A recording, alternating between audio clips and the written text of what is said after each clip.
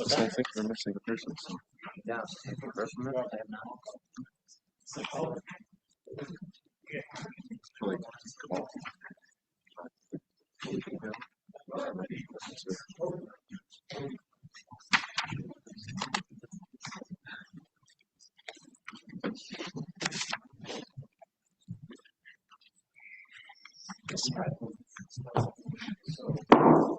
Please rise for the Pledge of Allegiance. Councilmember Pilarski, if you could lead. Pledge allegiance to the flag of the United States of America and to the republic for which it stands, one nation, under God, indivisible, with liberty and justice for all. Please remain standing for a moment of silence for our veterans.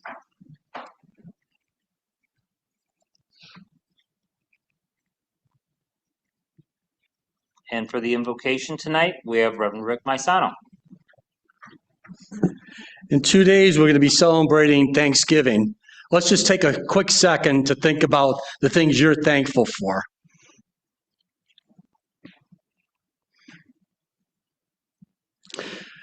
On a personal note, I want to say a couple things, what I'm thankful for. First of all, I'm thankful for you, Brian Nowak. Mr. Supervisor, you appointed me as deputy supervisor this past year, and it's been a good time. I want to thank Chief Coons, who walked me through the police department. Judge Wanted walked me through the judges' chambers and that, and of course the courts. Mrs. Benzikowski, you're the one that started the invocation. Okay, nobody else before you, we had an invocation. And Brian, you decided to continue that, and I thank you for that. I thank you for all the board members who supported me, and what comes in next is going to be an interesting time for me and for all of us. But we need to understand something. We can work together. All of us can work together. We need to work together. And this nation needs to get together and start working together. So let's look to the Lord in prayer. Father, we have a lot to be thankful for. First of all, for your love, for your compassion, and for the life of your son, Jesus, Lord, who died for us so we could have salvation. I thank you, Father, for each and every board member here and the new ones who will be replacing them. Father, I ask, Lord God, that you would bless them, give them wisdom. Father, that they would remember that they are there as representatives of the residents of the town of Cheektowaga. We ask, Father God, your blessing upon our police, our fire, all our first responders, Lord, and of course, our veterans, Father, who are here, who served, Father, and were wounded, that, Lord God, that we could have the freedoms we enjoy today. So, Lord, we pray also, Father, for those in active service, that you would protect our nation and protect them. We thank you for your goodness and mercy. We ask your blessing upon this time together in this meeting. Let everything be done in order according to your will, for we ask it in your name. Amen. Amen. Thank you. You may be seated.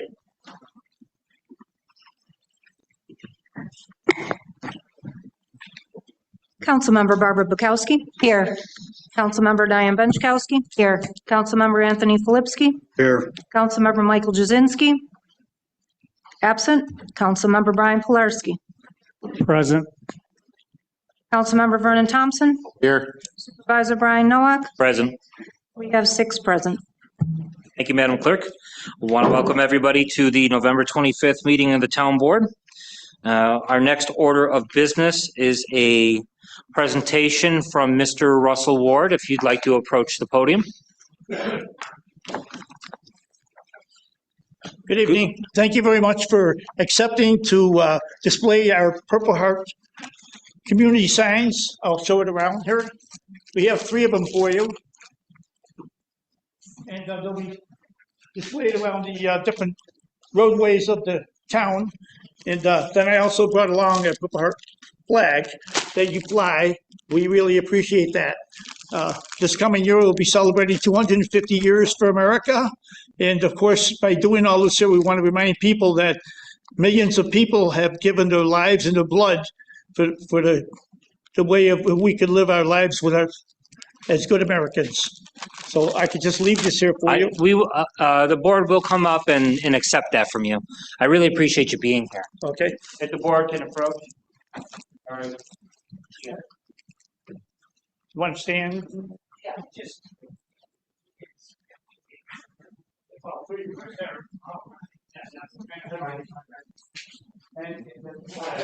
Invite everybody up. Say thank you. We really appreciate your service. Hey,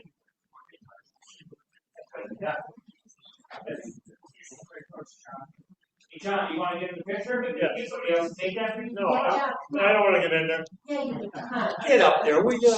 I'm just here to support Russ. Yeah, hold on up. How's that? All right. Thank you. But I'm not so hard. Doesn't matter. You're better.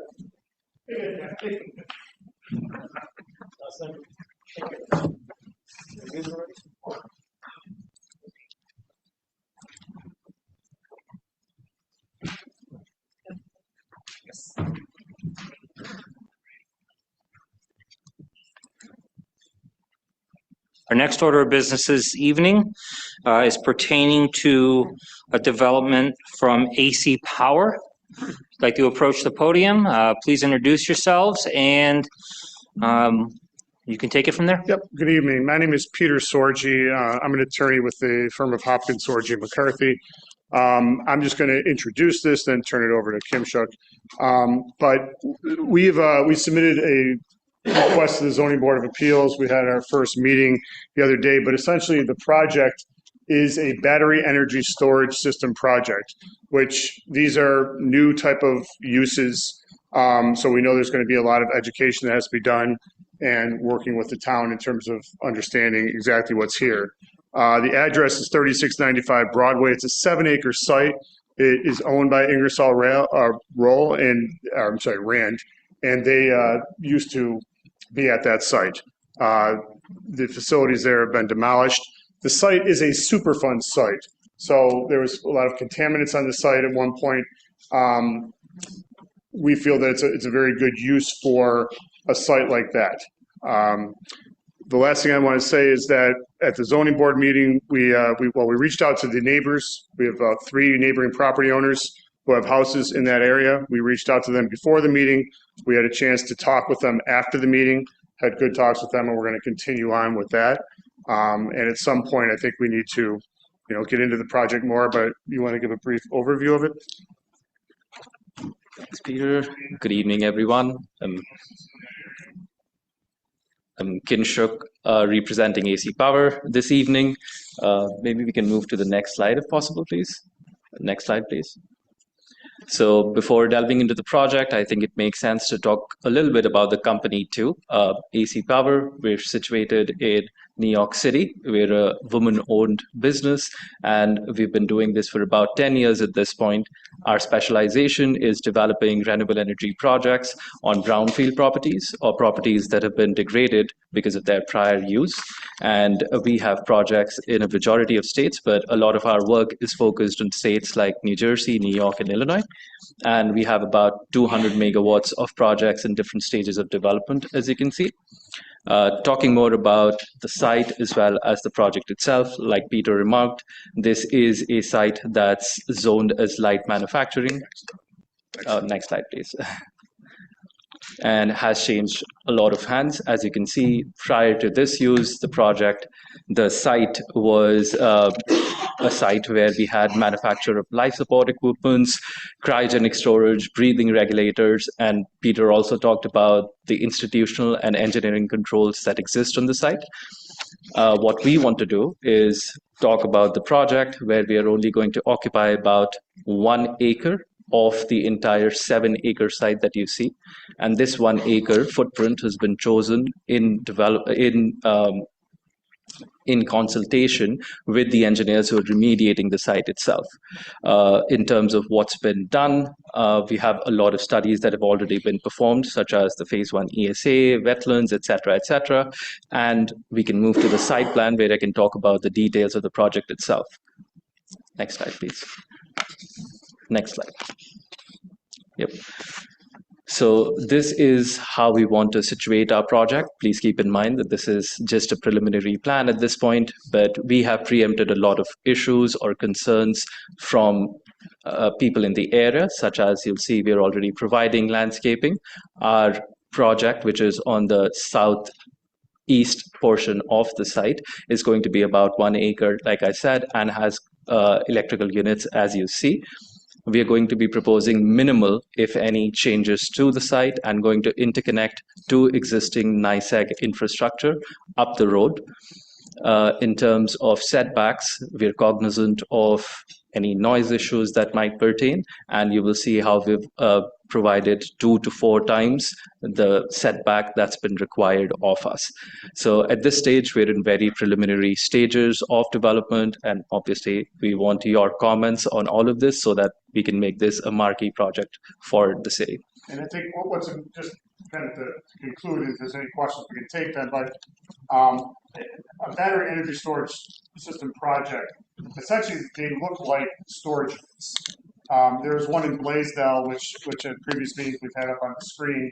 The EAC has already reviewed this, and we, as I said, we've been in front of the zoning board of appeals. But essentially, it looks like a self-storage unit or several self-storage units. And if you could just explain just what the purpose of it is, why it's beneficial to everyone in terms of what it does. Absolutely. In terms of why it's beneficial, the first and obvious use is a battery energy storage system will draw energy from the grid when rates are low and inject it right back into the grid when rates for ratepayers such as you and I are the highest. Oftentimes during a 1 month period, 15-minute spikes can lead to massive spikes in our energy bills. And what battery systems do is dispatch using those times to decrease that bill as far as is possible. I also talk about the beneficial uses of the project. If we could move to the new slide. Next slide, please. Yep. Pretty obviously, creation of new high-quality jobs when we will be in the construction phase of the project. Grid stability, when we're talking about batteries, they're providing grid stability for voltage, frequency, and also bridging the gap between demand and supply. We will also be providing the site. We will also be leaving the site as we found it. So that talks about the no impact project decommissioning assurance, which our company will provide. And lastly, obviously, because of this being the best case use of this site, we anticipate increased property tax revenue for the town. So, Sorry, can you use the mic, please? yes, I'm I sorry. appreciate it. Thank you. Sorry. And I, just like with most solar projects too, there'll be a host community agreement that we would discuss and that type of thing. I know that with these types of projects, there's concern about fire safety. We're trying to schedule a meeting with the fire chief and others here at the town to discuss that. You know, I think we could get into it now and really explain it, but I think it might be better to do that first. And that will all come out in the seeker process as we move forward with this. I know that right now the town doesn't currently have any zoning or any regulations on this. We are going to probably model it after some other towns that have regulations. And just so everyone's clear, in Western New York, this is, again, a new use. Zoning is always reactive, right? I mean, 40 years ago, we didn't have cell tower laws because there weren't cell towers. Or maybe I'm older than that. Maybe it was 50 years ago. But this is, there are some towns that have just enacted these type of laws with different regulations, and we'll probably be modeling our application after that with different management plans, fire safety issues, decommissioning plan, decommissioning bond, that type of thing. The lifetime of the project typically lasts for about 25 years. And the last thing I want to add is, since the site is regulated by DEC because it's a Superfund site, DEC has got to approve this use as well. So it's not just town approvals, DEC has got to be looking at this as well. So we appreciate your time. If there's any questions at this point, I know we're just starting off. Sure, and there's a few questions from the public, and Sure. I've got a couple. And you touched on everything that I was hoping we can discuss already, so I want to get into a little more detail. Great. We'll start with the public comment question from the viewers online. It says, will the company pay to train fire departments on how to put out battery storage fires. So that specifically, and just getting into the general firefighting aspect of this, we have folks sitting up here that have some experience in the fire service, Mr. Filipski, much more than I, that this is a burning question for us and for others at home. Yes, the answer to that question is yes. Absolutely. It's standard protocol to meet with the fire department, to provide whatever training they need, in some cases to provide equipment. Yes. Is there any fire suppressant equipment that'll be part of what is going to be built here that's worked into the system? Correct. So we should think about this as a multi-layer system. We are incorporating fire safety measures starting from the cell level, going to the battery level, and then to the battery pack level. Think of it as a 20-foot container, which contains different fire detection units, which will contain things such as CO2 detectors for remote monitoring. But in the off chance, 1 in a 10 million case where a fire breaks out, there are fire suppressants within the container itself, as well as the container being rated for fires themselves so that it doesn't create an issue. Shutdown. There is a shutdown. There are several fire retardants lined within the container itself to prevent the spread of fire. Okay. One of the other questions that came up in the course of this discussion with the town board and others was the zoning aspect. And Dan Young, you might be suited well to answer this question. We spoke a little bit about it before. The question arose as to why the developer went right to the zoning board of appeals rather than coming to the town board. You started getting to that. I just wanted, for the sake of folks at home and the viewers, if you can get into a little more detail into exactly why this project hasn't come to the town board first in regards to zoning. Certainly. Dan Young for the public record. This item in particular was, when it came to the department, we considered it as a private utility development. We don't have that as part of our land use catalog within the zoning districts of the town. In this district in particular, there is it's public utility service building, which allows for public utility to establish a service building. So we felt it was already acknowledged within the district, which means something of this nature couldn't be determined as similar use. So they went to the zoning board, which does allow consideration of new land uses.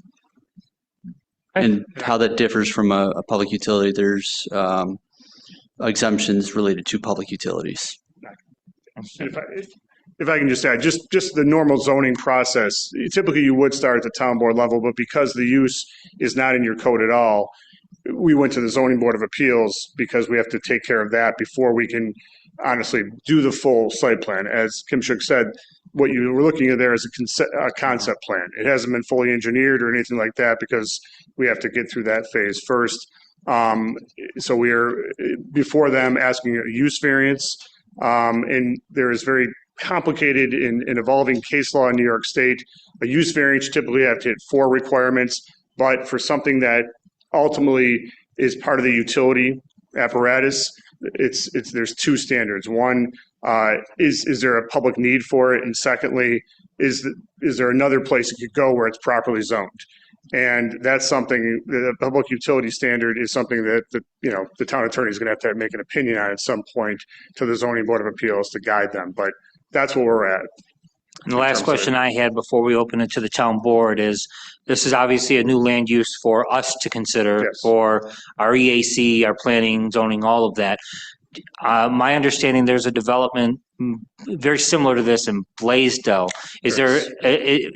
So wanted to confirm that. Is there anything else in Erie County that is very similar to this that we can look at to understand what exactly we're considering? Yeah, the one in Blaisdell we had up on the screen at one point, it's about 4 or 5 times the size of this one. And I'm not sure if there's another one in Erie County. I think there are some that have been proposed or are in the development stages because, again, it's a fairly new land use, but all the counties are starting to really see them more and more. Okay. I think in the town of Mount Morris, there's one that's up as well, but we can get some different examples of that and some visuals as well. All right, thank you. We'll open up to the rest of the town board. Councilman Pilarski? Yes, so Supervisor asked my question about the fire suppression system, if something would be in place like an Angel system would be for a stove. But would the building be fireproof itself, whether it's lined with concrete, ceramic, or gypsum, something like a fireproof safe or a cabinet? So the cabinet itself is going to be rated for fire.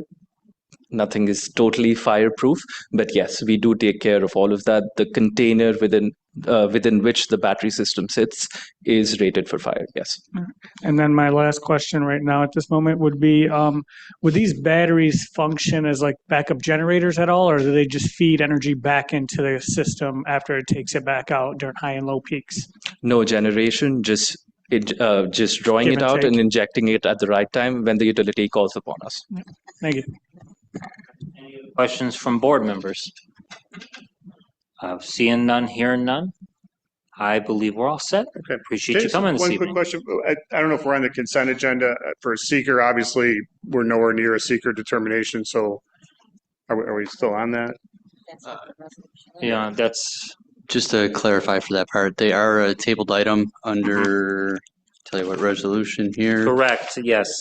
So resolution 2025-761 is a tabled item for an EAF determination. My understanding is the zoning board of appeals would need a determination before ruling on the use variance. If the zoning board of appeals were to rule on this and a declaration were to be given tonight, this item would still need a site plan approval.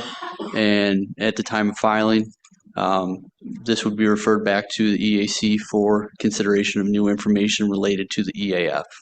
So it's just, I just wanted to make sure we were just going to be tabled in terms of the environmental review because you don't have anything in front of you to review, frankly.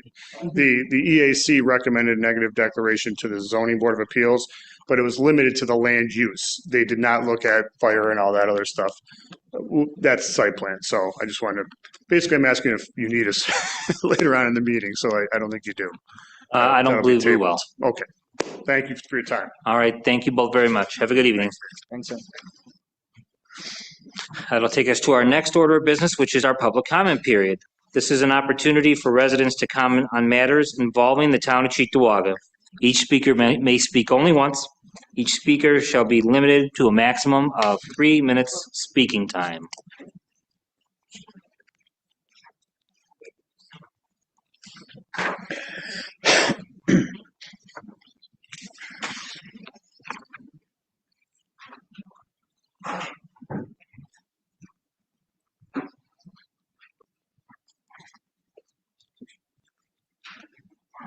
We have one speaker up for public comment this evening, and it's Gary Bork.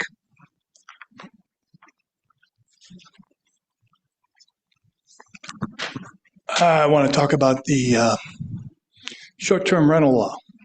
I like the law you got, as its final version, looks good. But yesterday I came across something, I sent Tom, and I think I sent Brian a note on it. It appears we can't enact it because the county has not opted out.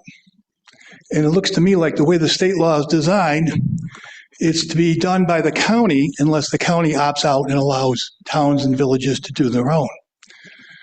And I hate to see us get into a situation where we end up with a lawsuit that we lose again. I think you need to resolve that. I don't think, if the county does not opt out by December 31st, I don't think we can adopt a registration law. Now, that doesn't mean that we can't adopt some rules regarding the substantive use of property. We just can't make them register, I don't think.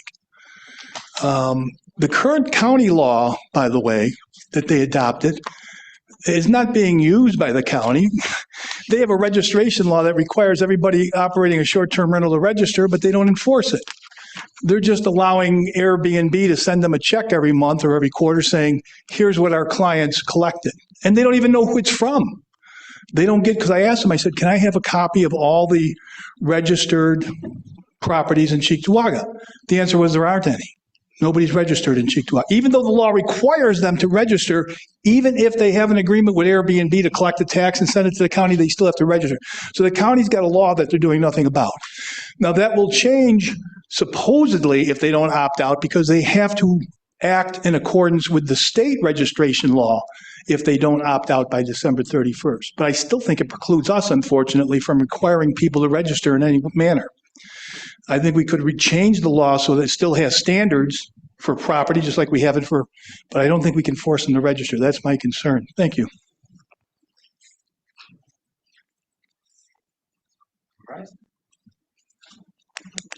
We're going to move on to board discussion. We're at old business. Is there any old business among town board members?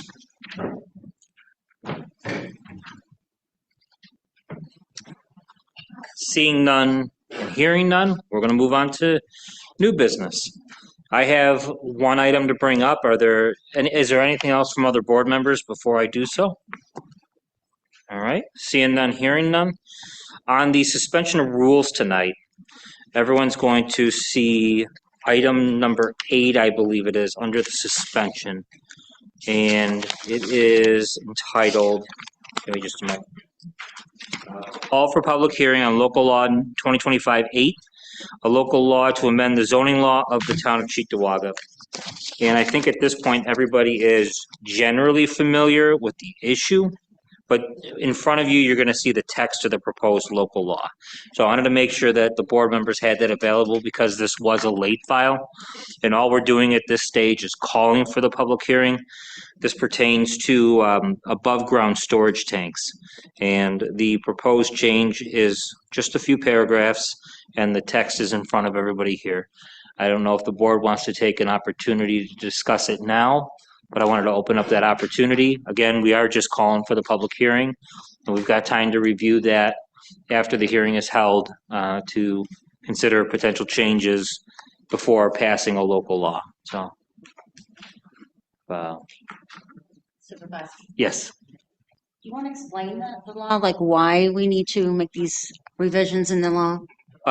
What we have before us here is essentially dealing with an issue that has come before our zoning board. There are a couple potential developers that are looking to build storage tanks above ground.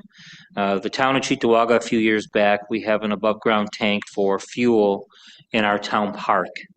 And in consideration at that time, it was deemed to be safer compared to alternatives. You don't have to worry about it leaking into the ground. You put ballards around it, so you're able to deal with the actual environmental side at soil level underground, and you don't have to worry about the leaking in that. And then by the ballards, you don't have to worry about folks crashing into it and causing an issue.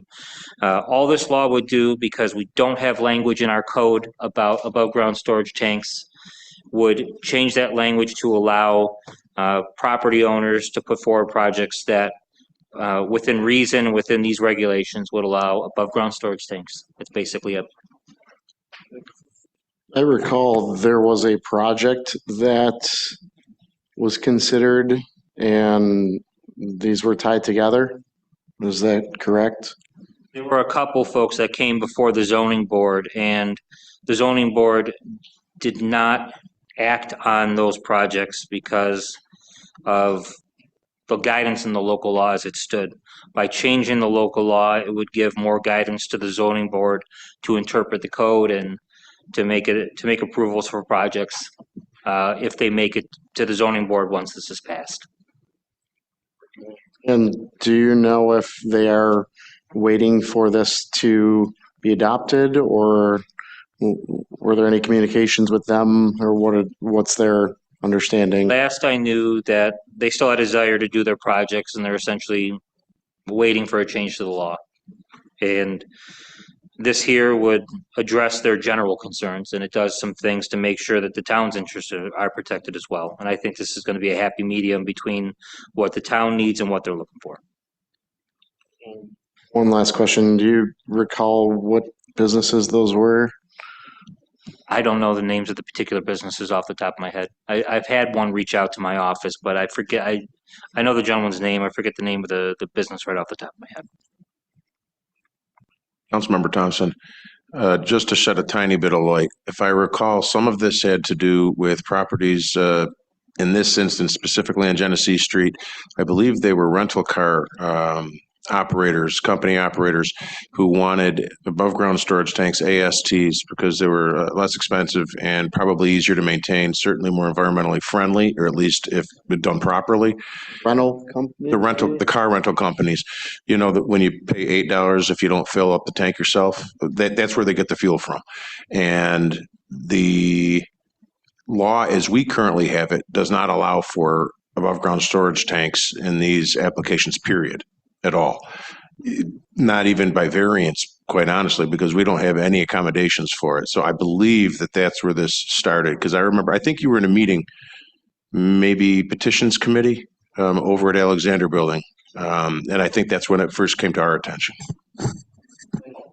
Another one on Broadway. Again, you know, I'm forgetting the name of the business. Was it Hertz on Broadway or on Genesee rather? It was literally Hertz that wanted to do this? Okay, great. Any other questions from council members on this? All right. With that, that'll move us along to the consent agenda announcement. A consent agenda is contained in this meeting. The consent agenda is designed to assist making the meeting shorter and more efficient. Items left on the consent agenda may not be discussed when the consent agenda comes before the town board. If any council member wishes to discuss the consent agenda item, please tell me now and I will remove the item from the consent agenda and it will be added as a separate resolution item. I've got two. I'd like to pull 2025-785 and 2025-860. Actually, Madam Clerk, has the sponsor on 2025-816 already been changed? Yes. If that's the case, I only want to pull 2025-785.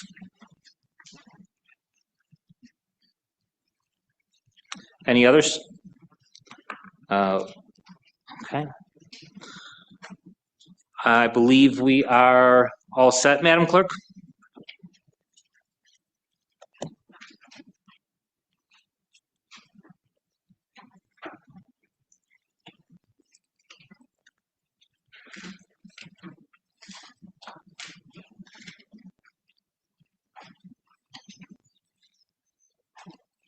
Can I have a motion and a second to approve the meeting agenda?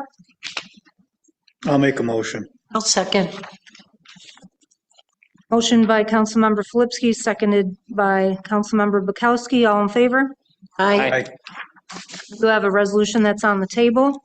Is there a motion and a second to move resolution 2025-761 to the table for consideration?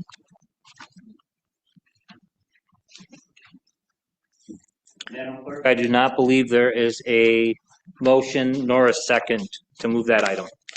You recently, just to throw it out there, you guys recently changed the rules in that you want to take items off the table once they've been on a meeting for 2 cycles. So this will be removed at the next meeting. Somebody will have to reintroduce it again when it is required. Understood. That's the will of the board. Move on to the consent agenda. I need a motion and a second to approve the items on the consent agenda, including the meeting minutes of November 12th, 2025, and resolution items 2025-783 through 7817. We will recognize that we pulled 785, and that will be taken as a separate resolution item. We will also recognize that resolution 816 had a change of sponsorship prior to approval, since That motion. Councilmember Jazinski is not here. I'll make that motion. I'll second. Sorry. By Councilmember Pilarski, seconded by Councilmember Bukowski. All in favor? Aye. We need a roll call vote on said items. Councilmember Bukowski? Yes. Councilmember Benchkowski? Yes. Councilmember Filipski? Yes. Councilmember Pilarski? Yes. Councilmember Thompson? Yes. Councilmember Supervisor Nowak? Yes. Consent agenda items have been approved. We will move on to resolution 2025-785. It is sponsored by Supervisor Nowak and council members Bukowski, Filipski, Polarski, and Benchkowski. The town of Cheektowaga finds that unregulated short-term transient occupancy of dwelling units in the residential neighborhood presents endangerment to the public welfare relating to the compatibility and residential uses and preservation of the character of neighborhoods in which they are located. This town board believes it is in the best interest of the town of Cheektowaga and its residents to regulate short-term transient occupancy of dwelling units in its residential neighborhoods. Local Law 5 of the year 2025, entitled "A Local Law Creating Chapter 201 in the Cheektowaga Town Code," titled "Short-Term Rentals," which is attached here too, made part of be enacted.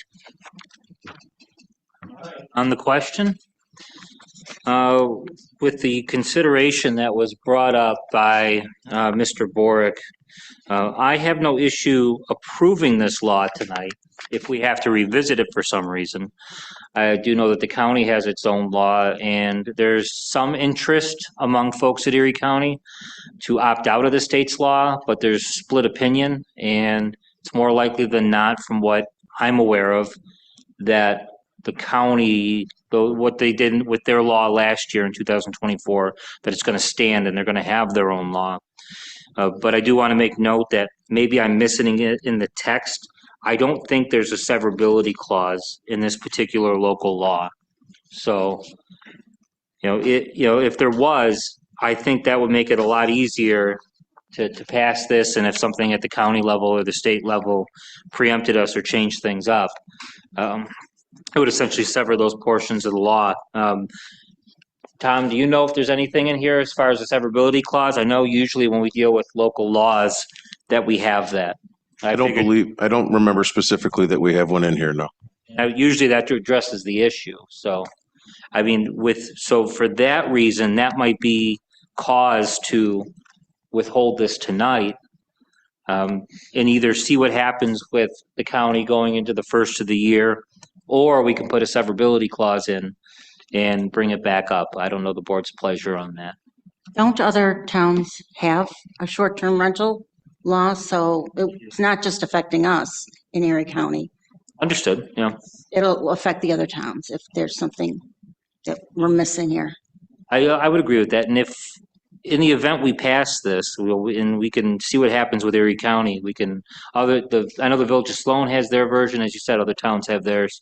A lot of us are going to have to pick up the pieces. So the question is, do we want to get this done now and then we can clean it up at the first of the year if we have to? I have no objection to that. I think because we're getting more and more of these instances with these big parties and that, I don't think the residents can wait any longer. And it took a while for us to get this to this vote tonight. So I am not in favor of waiting any longer. Neither am I. And just in the last week, I got 2 emails of concerns at certain locations. So we need to get something. Any other council members? All right. Well, all in favor? Aye. Abstain. Okay. Madam Clerk, can you take a roll call? Take a roll call vote on Resolution 2025-785. Councilmember Bukowski? Yes. Councilmember Benchkowski? Yes. Councilmember Filipski? Councilmember Polarski? Yes. Councilmember Thompson? Potential interest, I'd prefer to abstain.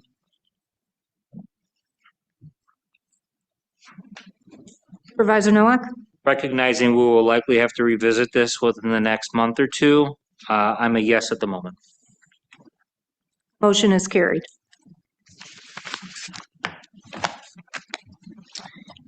We will move on to late files. I need a motion and a second to waive the rules to include resolutions 2025-818 through 825. Is there a motion? I'll motion. Second. Second? I'm sorry, Vern? Councilmember Thompson on a second. All in favor? Aye. Opposed? Motion is carried. We will move on to resolution 2025-818. sponsored by Councilmember Pilarski, seconded by Supervisor Nowak. The contract for the furnishing of equipment and operators for storm sewer repairs in the town of Cheektowaga for the period of August 18th, 2025 to December 31st, 2026 be awarded to CMH Company of Alden, New York for the total bid price of $28,492 for bid items 1 through 31 for the contract period of August 18th, 2025 to December 31st, 2026. Item, this is a resolution that's been before us previously. We did a notice to bidders for work relating to Doe Street alone, and we received no bidders on that. So this resolution has been filed this evening again to give us an opportunity to deal with that, the storm sewer related work we have to do on Doe Street. Any other council members would like to speak on it? Yep. Question, because it doesn't spell that out here. Is this going to morph into doing Starlight and Wojak and Homeworth and Meadowlawn also, even though our people can do that? Is that where this is heading? My intent is to get Doe Street done with that. The contract does allow for those items to be done, and it would be dishonest to suggest that if this contract were to pass tonight, that those wouldn't be possibilities. If as a condition to get Doe Street done, I would be happy to support an amendment on the resolved directing that this contract, as approved, be only applied to Doe Street. And Starlight, right? just to Doe Street, because when this came up before, I know we have other issues, projects outside of Doe Street, but when this was introduced, it was to deal with getting down 21 feet. And I know the opinions of the board on this particular award of bid and what it means. I'd be happy to second that amendment if somebody says, add a resolve that would read, resolved that this contract only be applied to the storm sewer improvements on Doe Street. I would be a second on that, and I would direct our highway department, our sewer department, our engineering department, to the degree in which any or all of them would be involved, to only apply this contract to that work, if that means we get consensus around this item. I think it needs to be specific because right now it's vague and it takes it all the way to December 31st of next year. So it's like, what work is going to get done then? And are they going to do it all? So I think we need to have it specific. And I'm not trying to be difficult. I know we only have 2 meetings left, but in the training meeting, when we talked about Meadowlawn and Homeworth, the highway superintendent said they could do that. They only needed to bid out an operator for a heavy machinery to lift the concrete box out and replace it. And that hasn't been done because he was told, go ahead and do it. That hasn't been done. Starlight and Wojak, there was several excuses why that couldn't be done. The last one being that there's a telephone pole in the way. But if you watched what our people did right outside here with the telephone pole, they called NYSEG, who came with a grappler, and held the pole in place while they dug it, filled it back in, and then they left. All they had to do was make a phone call. So I would prefer, I will vote yes if it's for Doe and Haller. I don't have a problem with that because I agreed to that a long time ago too, because it is 21 feet down and we can't do it. I understand that. I understand we can't do everything. I get it. But we can do some things. And I think we should be doing some things. So if we can make an amendment for that to say, for this specific resolution, Doe and Haller, yes, I'll do that. Madam Clerk, would you like me to hand you the language, write it out and hand it to you? I have resolved this contract is only applicable to Doe Street and Haller Ave, if that's sufficient. That will be the amendment. I take it as Councilman Filipski offering a formal amendment. Are Yes. you in favor of that language? I am, yes. I would second that amendment. All in favor of the councilman's amendment that I'm seconding? Aye. Any opposed? All right. 2025-818 as amended. All in favor? Aye. Aye. Any opposed? Motion is carried. Resolution 2025-819, sponsored by Councilmember Thompson, seconded by Supervisor Nowak. The Cheektowaga Parks Department is in need of one new and unused Ford F-250 Crew Cab 4x4. New York State OGS mini bid specifications were prepared by the town's engineering department. Mini bid was led by New York State OGS bid number 23166. The low bidder for said vehicle was DeLacy Ford of Alma, New York, for the bid price of $49,827.81.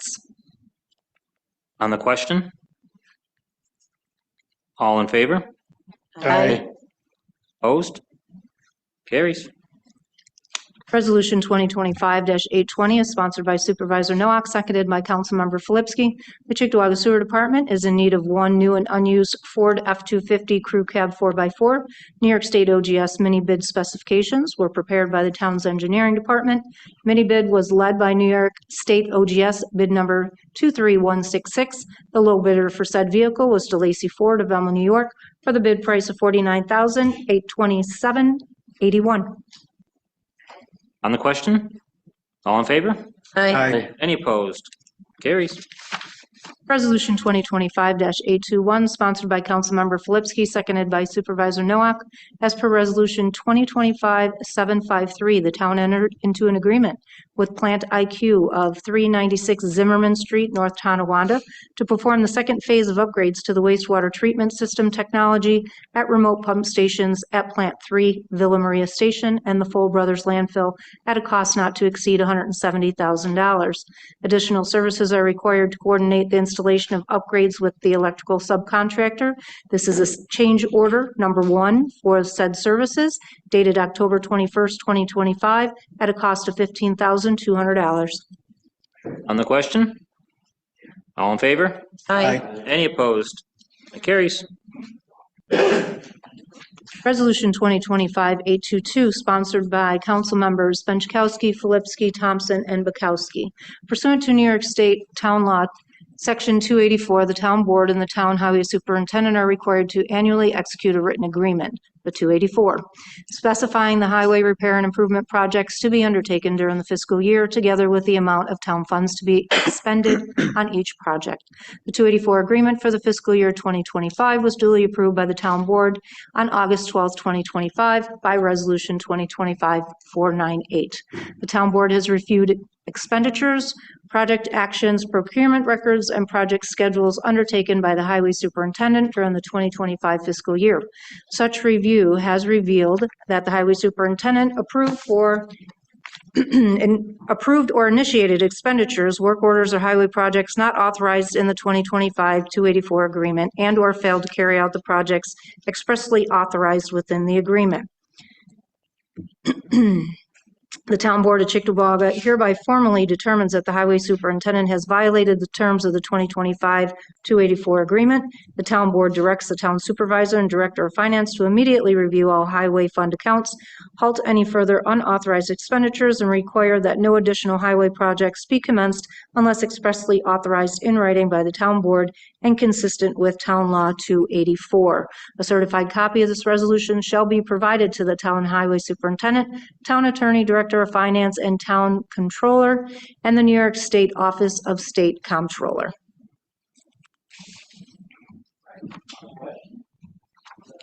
I got something on this one. Received it very late today, so I didn't get a chance to really read it until 4 o'clock, so I had zero opportunity to fact check any of it before I sat up here, and I went with, look, if he's wrong, he's wrong. Let's hold him accountable. Let's call him out on it.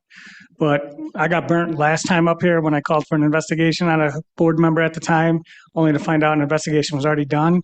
So I want to fact check this for my, purposes.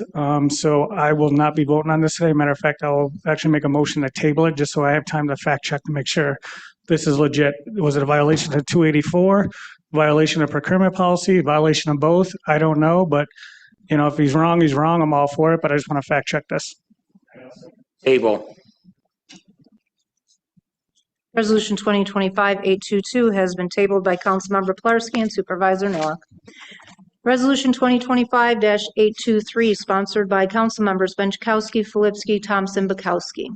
At the February 25th, 2025, March 11th, 2025, and April 22nd, 2025 Town Board meetings, the Highway Superintendent submitted resolutions to the Town Board for the appointment of one additional automotive mechanic working crew chief, otherwise known as a working crew chief. Said requested appointment was defeated by the Town Board at all three meetings due to the fact that the 2025 adopted highway budget no longer contained funding for 6 working crew chief positions.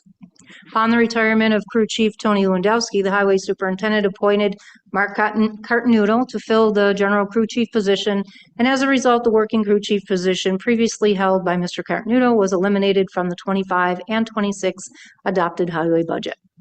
2025 and 26 adopted highway budget, as approved by the Town Board, includes funding for 5 working crew chiefs and 1 general crew chief, and no additional working crew chief titles or budgetary appropriations exist beyond these authorized positions. During recent contract negotiations with the Town of Cheektowaga Supervisory Unit, or TCSU, union, culminating in the ratification and adoption of a new collection bargaining agreement under Resolution 2025-449, dated July 18th, 2025, the town successfully negotiated a reduction in the minimum staffing and requirement under Section 3.05A of the CBA to 19 employees, providing the town an opportunity to save hundreds of thousands of dollars annually per positions eliminated currently and in the future. Despite these negotiation cost savings, the Highway Superintendent continued addition of and payment of wages to individuals in positions not authorized or budgeted for the 25 and 26 fiscal years. Pursuant to New York State Comptroller Opinion 8934, while the Highway Superintendent has statutory authority to select individuals to fill highway positions, Town Board possesses the exclusive authority to determine the number and civil service titles of employees in the Highway Department and to fix the budgetary appropriations for each title, including general and working crew chief positions. Town Law, Section 118, assigns the Town Board the responsibilities to audit and claim against the town, and Town Law, Section 119, grants the Board the express authority to take evidence, examine witnesses, issue subpoenas, and require sworn testimony in determining the validity and legality of such claims. The Town Board of the Town of Cheektowaga hereby directs the Superintendent of Highways to immediately cease and desist from paying any additional automotive mechanic working crew chief, or AKA working crew chief, wages or to any individual not occupying a duly authorized and budgeted working crew chief position as listed in the 25 and 26 adopted highway budgets. Town Board hereby affirms that only 5 working crew chief positions and 1 general crew chief position are authorized and funded for the fiscal year 25-26. Any claims submitted for payment inconsistent with the 25 and 26 budgetary appropriations for 1 general crew chief and 5 working crew chief titles shall be subject to Town Board audit, investigation, or denial pursuant to the authority granted under Town Law, Section 118 and 119. The Town Board hereby places the Superintendent of Highway on formal notice that any future unauthorized wage payments made to the individuals in unbudgeted or unauthorized working crew chief or similar supervisory titles may constitute an illegal and unauthorized expenditure, and the Town Board expressly reserves its right to pursue personal recovery, surcharge, or other legal remedies against the superintendent for any such unlawful disbursements, so that the financial burden shall not fall upon the taxpayers of the Town of Cheektowaga. A certified copy of this resolution shall be provided to the Superintendent of Highways, the Supervisor, the Town Controller, the Finance and Payroll Department, and the Town Attorney for enforcement and compliance. On the question, any of the sponsors, if you'd like to speak first? I'd like to actually make a motion to table this. Second.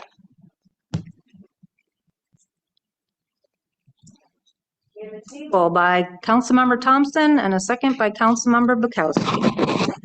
Benchikowski. Resolution 2025-824, sponsored by council members Menkowski, Filipski, Bukowski, and Thompson.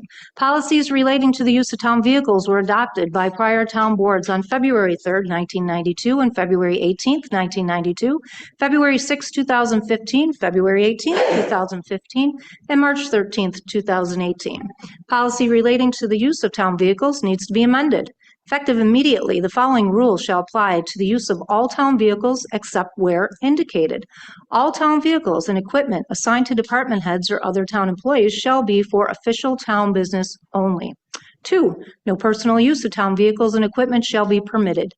3, no town vehicles or equipment shall be permitted to be kept overnight at the private residence of any town officer or employee, excluding those vehicles used by the chief of police, the assistant chief of police, the police captains, the director of emergency services, and any employee with an approved travel authorization from the town board. Number 4, only town employees with a valid New York State driver's license are permitted to be drivers of town vehicles. Valid New York State driver's license means a New York State issued driver's license or New York State commercial driver's license, which has not expired, been suspended, revoked, or canceled. 5, a copy of every employee's New York State driver's license who is authorized to drive a town vehicle must be supplied to the town's personnel department and be kept on file. 6, only town employees are permitted to be passengers in town vehicles, excluding those vehicles used by the chief of police, the assistant chief of police, police captains, designated police vehicles, and transportation vans used by the senior services department and the youth and recreation department. 7, all town vehicles must have a satellite-based navigation GPS system installed. 8, town vehicles and equipment shall not be permitted outside of Erie County without an approved authorization from the town board or in emergency situations. 9, town vehicles and equipment shall not be utilized for any political purposes, including but not limited to campaign activities and traveling to and from political events. 10, all town vehicles and equipment shall have affixed thereto a permanent, not magnet decal identifying such vehicles as Town of Cheektowaga vehicles, except designated unmarked police vehicles. These town decals shall be inspected quarterly, and any peeling or faded decals will be replaced immediately. The following procedures and rules shall apply to all town vehicles, excluding those vehicles used by the chief of police, the assistant chief of police, the police captains, and director of emergency services. A, after working hours, town vehicles shall be parked on town property in the parking lot adjacent to where the employee who uses the vehicle works. B, keys for such vehicles shall be kept in the office where the employee works. C, when the vehicle is taken out, the town employee removing such vehicle shall record in the log maintained by the department the time such vehicle was taken out and the starting mileage. D, when the vehicle is returned, the employee who used the vehicle shall record in a log maintained by the department the mileage of such vehicle and the time when such vehicle was returned. And be it further resolved that this amended policy relating to the use of town vehicles shall supersede and replace prior policies adopted on February 3rd, 1992, February 18th, 92, February 18th, 2015, April 6th, 2015, and March 13th, 2018, or any other date prior to the date this policy is adopted. Anyone on the question? Yes. I just want to explain that it's been since 2018 since we've looked at this policy, and just to get us up to speed with what we should be doing in protecting the town's assets, and also from any liability, having non-employees ride in some of these vehicles, this would be a good policy to get enacted, and if you have to change it in the future, it's something at least you could work with, hopefully. There's a couple things that have got to, just to get into a little bit more detail on this and look it over. I know it's not the intention of the resolution, but just to make it clear that things like the ride-alongs to Citizens Police Academy, for instance, with the police department will be an example. There's other needs to look this over with the sewer department would be another one that we just have to make sure this policy meets the on-call foreman's needs for that department. So with that in mind, I don't know if there's interest from board members to table, but I would make the motion to table if there's a second. I'll second that table. Resolution 2025-824 has been tabled by Supervisor Noack, seconded by Councilmember Pilarski. Resolution 2025-825, sponsored by Supervisor Noack, seconded by Councilmember Pilarski, by resolution dated January 21st, 1992, local law number 1 of the year 1992 of the town of Cheektowaga, entitled "A Local Law Relating to Zoning," was adopted. Town supervisor has recommended that this town board enact revisions to the zoning law to create a new section addressing bulk storage of combustible or flammable liquids. A draft of such amendment has been prepared by the town supervisor and reviewed and approved by the town attorney. A public hearing will be held on the 9th day of December 2025 at 5:30 p.m. at the Town Hall, 3301 Broadway in Cheektowaga, to consider the advisability of adopting a local law to amend Town of Cheektowaga zoning law. Question? All in favor? Aye. Any opposed? Carries. Resolution 825 is carried. That is the end of our resolution items tonight. Communications received by the town clerk's office include the meeting minutes from the Conservation Advisory Council of November 5th, the Veterans Affairs Committee of November 5th, the Planning Board of November 13th, and Traffic Safety Commission of November 18th. General communications include 2 notices of claim. With that, public comment period. This is an opportunity for residents on matters to comment on matters involving the town of Cheektowaga. Each speaker speaks only once, and each speaker shall be limited to a maximum of 3 minutes speaking time.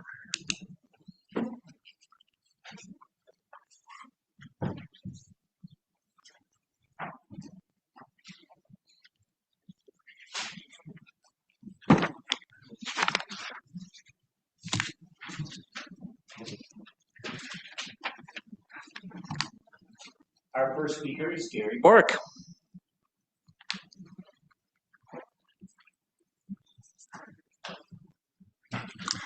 As I understand our new law, first it's got to be sent to the Secretary of State, right? And then how long does that process take generally? About 3 weeks. About 3 weeks? Okay, so by the end of the year, we should have it in place, right? Sure. Okay. The law states that these short-term rentals cannot operate unless they've registered with the county, besides all the other requirements we have. None of them have registered with the county so far. And they have to apply for that license within 60 days, even though they can continue to do rentals if they've had contracts already for the next 180 or something like that, right? But by March 1st, you should be shutting down every Airbnb that does not have registration with the county. Every one of them. And I hope you'll take that and actively do that. Because if you don't, they're just going to thumb their nose at us and say, so what? You got a law and you don't enforce it? But that day's coming, and that day's going to come quickly. They have 60 days to make their application for a license, and you can't give them a license unless they've registered with the county, and none of them have, in Cheektowaga at least. Diane, just to answer your question on the exceptions in that state law I was talking about, if you had enacted a law prior to the effective date of that law, you're okay. We didn't, unfortunately. But we can still regulate the operation of them. All right, and I think that's what our law does, hopefully. I had a question. When the clerk calls the roll, oftentimes I've heard the clerk say when someone is absent, excused. If the clerk doesn't say excuse, does that mean that that person has not shown up is not excused? In my nearly 8 years up here, I've never had to consider that. Well, because then my next question is this. What happens if 4 of you don't show up? You just decide not to show up. We don't have a quorum. What if you keep doing that? Are we out of business? Do we shut the town down? Mr. Jasinski hasn't been here. What is the 4th meeting now? Should we be sending him a condolence card of some sort? Is there a problem that we should be aware of, or is he just skipping the meetings? And are we still paying him? Yeah. Apparently for not being here. As to that resolution on cars, I agree 100% with it. I think it's a good resolution. I was upset with you, Diane, when you accepted yourself and your highway superintendent from the decal back in 2018. I never understood why you did that. We should never have. Every town car, except for police cars, obviously, should have that emblem on there. So if that a resident sees them in Syracuse, right away they go, wait a minute, down at Cheektowaga State Fair, what are they doing here? All right, everyone should have that. So I hope you do get that resolution passed eventually. Thank you. Next up, Don Filipski.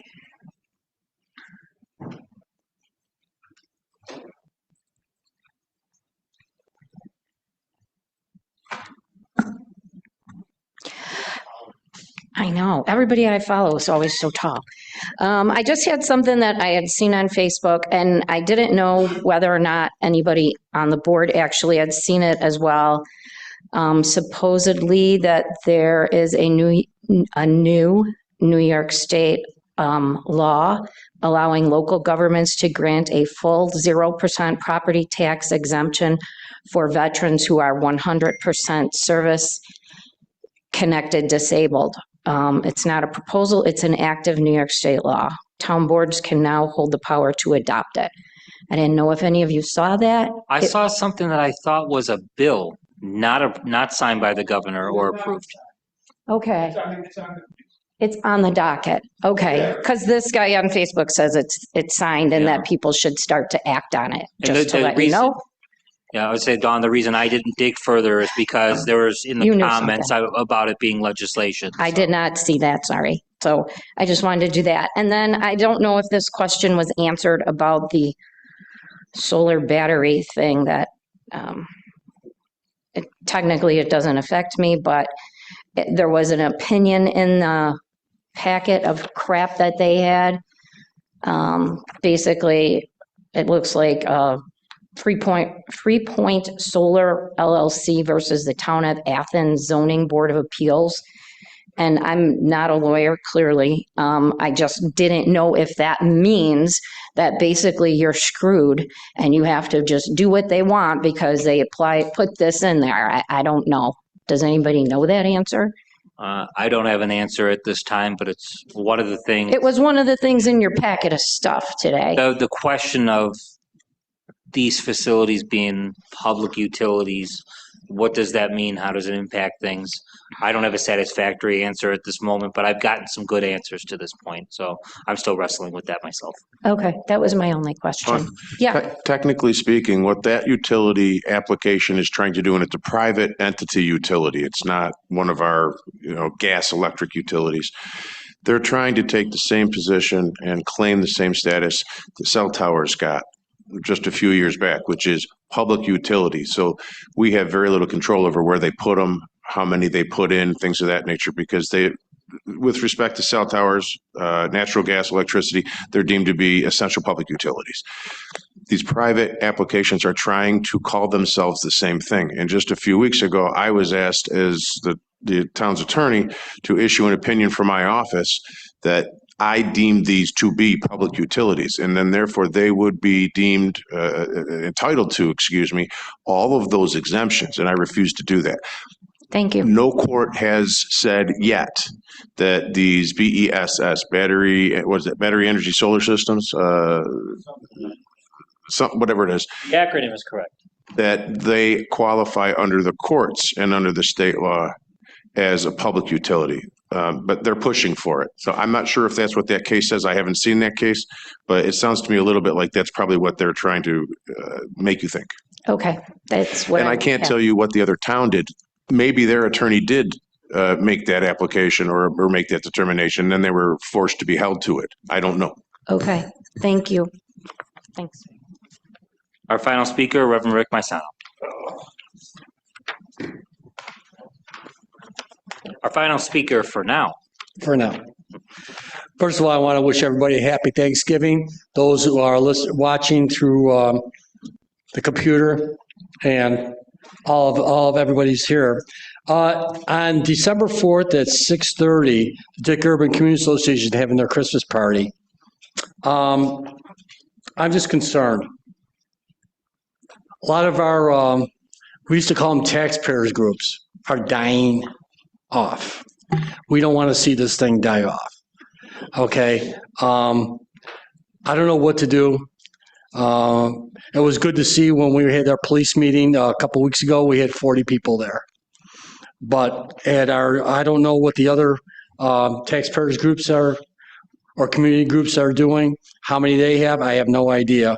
But it's getting to the point that what are we going to do? It's important because we have to have places where people can come and talk, listen to speakers, but also for people on the board to start coming. I know that everybody's busy, and you can't make everything, obviously.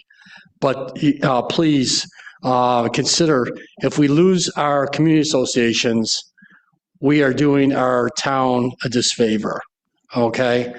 I don't know how we're going to get younger people to do things. We're having the same thing in union things, which I'm involved with, that we can't get younger people to get involved. They're not interested. And a lot of the things that's going on there, they're dying off. And we don't want to see that happen.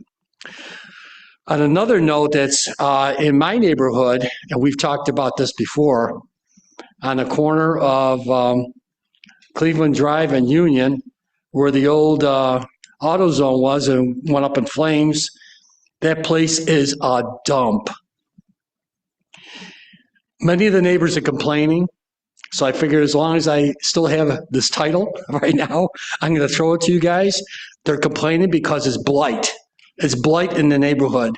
The different businesses in there, they're getting disgusted because it looks terrible. Anybody goes through there, it looks terrible. We don't want that. Why aren't they painting it? If they're not going to do anything, why aren't they paint it? Why aren't they clean it up?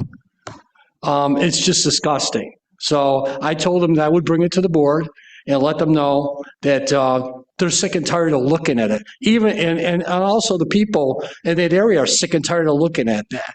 I don't know. We've heard whether it's the insurance companies and fighting with this one, that one. I don't care. The thing is, fix the building or knock it down. Do something with it because it's a blight. And we don't want that thing going up in flames again because it'll take that whole strip mall with it. Okay? So happy Thanksgiving, and Lord willing, we'll see you in December. All right, next up is supervisor's comments, and I'm going to echo much of what Reverend Rick just said. Obviously, happy Thanksgiving to all, but you're stealing my thunder. You're going to wish everyone happy Thanksgiving too?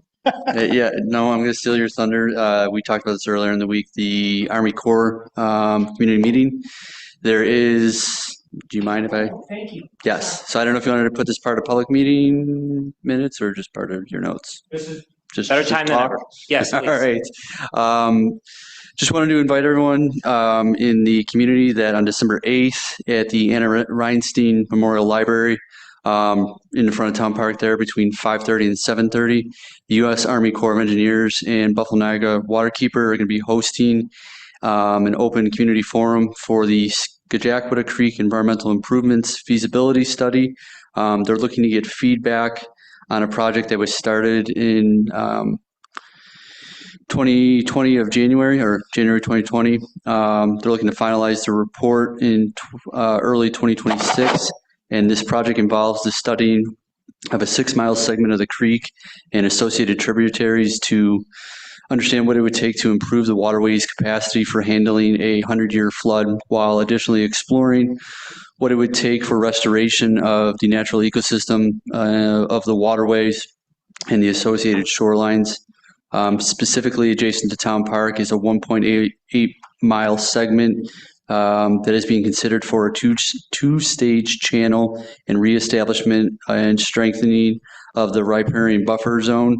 In layman's terms, the vegetative shoreline, and that helps protect soil erosion off of the banks into the creek, as well as allows for retention of water before going into the creeks. So again, that meeting is December 8th at the Anna Reinstein Memorial Library from 5:30 to 7:30. I believe there will be town representation there from our engineers possibly, or is that a different meeting?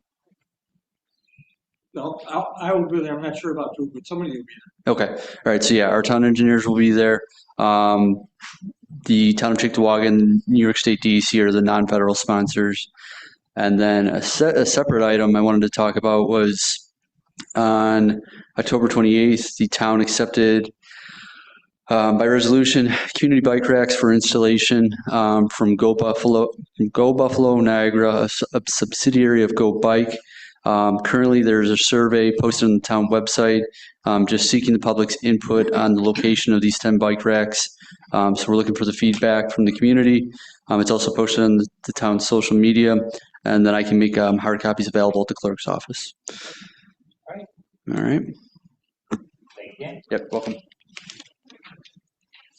What Rick brought up about these community meetings where the attendance is down, it's not just the community meetings, it's church attendance is down. It doesn't matter what faith you practice, just there's less attendance with younger generations and older folks. It's things like the Lions Club meetings, union meetings. More and more people don't show up to those.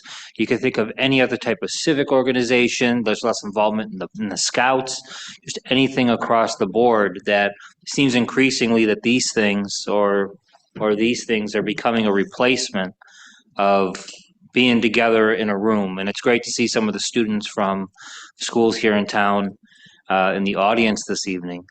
But we have to be together in person to understand each other better and find consensus to solve problems. I love going to the William Street Taxpayers meeting. I get to Duke as often as I could. I have a great time over at Town Park. Even sometimes these meetings are very cooperative. Sometimes I get grilled, and that's just the nature of this job. And that's all well and good, but if you're a member of a labor union and you haven't gone to your union meeting recently, do that.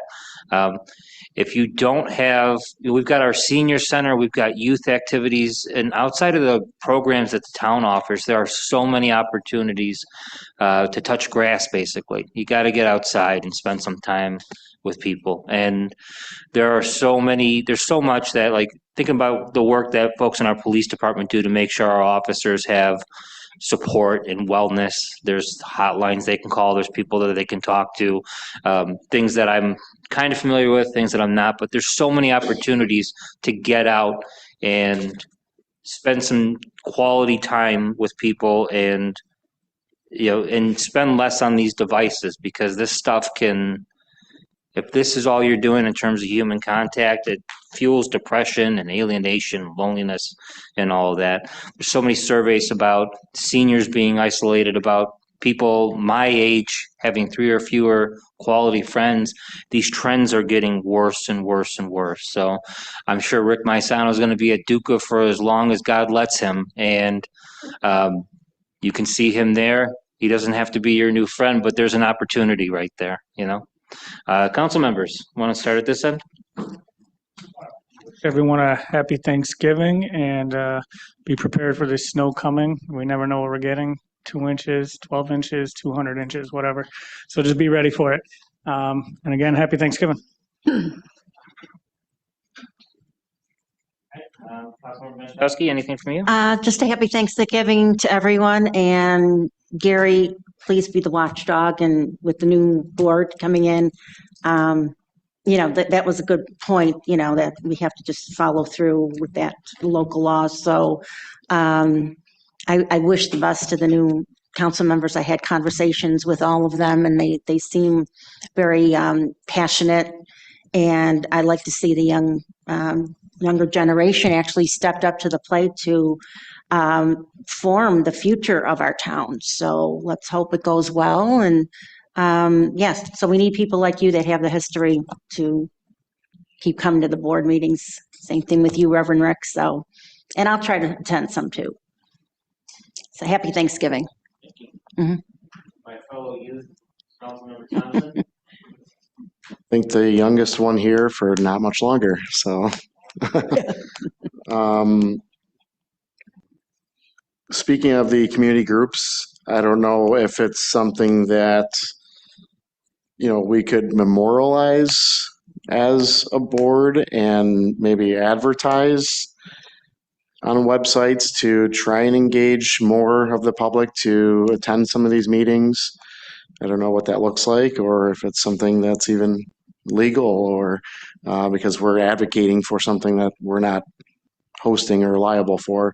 We can have more discussions on that, but just a thought as far as, maybe we advertise or post on our social media to try and get more attention out there on those, because you don't see the attendance on those, and the younger generation doesn't really care to attend, and you have a lot of people that work late hours and don't want to go after. So, but it's important to go. So it's something we can have discussions further on to see what we can do with our platform to try and help in that area. That's all I have, and happy Thanksgiving as well. Councilmember Bukowski. To wish everybody a very happy Thanksgiving. I also want to do a special thank you to our police officers, our first responders, and all our town employees. Thank you for what you do every single day. I do just want to do a quick announcement and remind everybody that we will have the tree lighting Monday, December 1st from 6 to 7:30 p.m. It'll be right outside Town Hall here. And there's going to be a holiday parade with the fire trucks and Santa Claus and Mrs. Claus. Some Christmas carols will be at the Senior Center by Theodore Roosevelt Elementary School. So hopefully the weather will be cooperative and come on out December 1st, 6 to 7:30. Thanks.